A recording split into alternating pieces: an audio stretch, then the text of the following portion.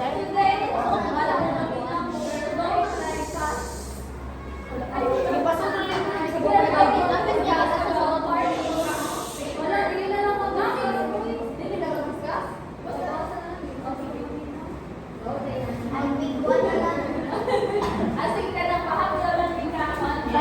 So first is we have the sections or part of the campus paper na hindi prepare ka PPT but sadly wala yung available na. So just go to page 8 sa inyong mga modules if anyone wants to follow.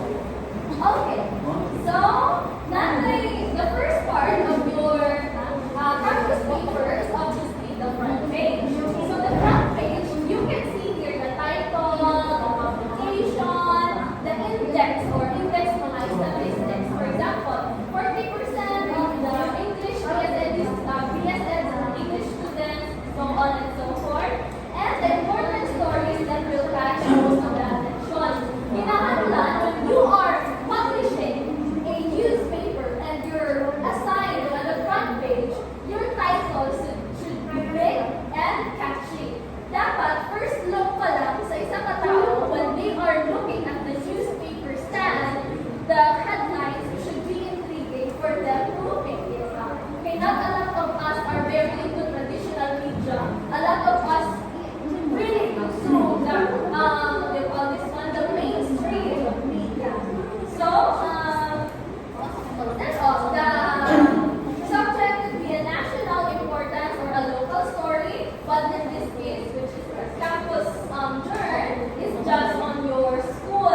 So we have different types of front page. We have the local news, which is really understandable and aside of Philippines only. Foreign news, for example, is outside the U.S. So there are like California fires, if you're familiar with that one, so that you could feature that in your foreign news part of the newspaper. And the Dateline news is an out-of-town stories. Okay, and weather news, index, and that's all. This is the one.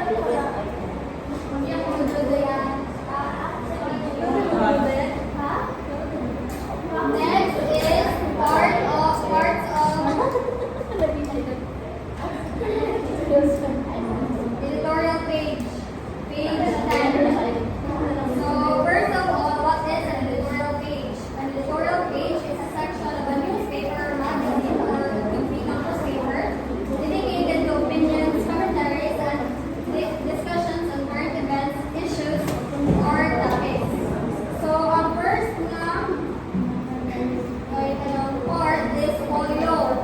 Folio consists of the page number, date of publication, and name of the newspaper, usually written on the top of the page. Okay, muna siya makita sa ikaw, parang every line din natin na ay page number. And also, this is not limited to one page only. Makita natin siya dito sa the page. Next, the part is masthead. The editorial box containing the logo, name of the staff members, and position in the staff, subscription rate, monetary so on. Makita niya po siya sa kanang logo sa publishing kanang group. Next is editorial wrapper. Kung ano ni siya kung sa essay, mo ni siya ang body. Editorial wrapper. Next is editorial column. A personal opinion written by the columnist himself. Next is editorial cartoon. Kanang black and white na kanang drawing na panabasagan kay caricature kanang drawing kanang black and white na wala din sa Next is editorial liner, a short statement or quoted saying placed at the end of an editorial column. Lastly is letter to the editor.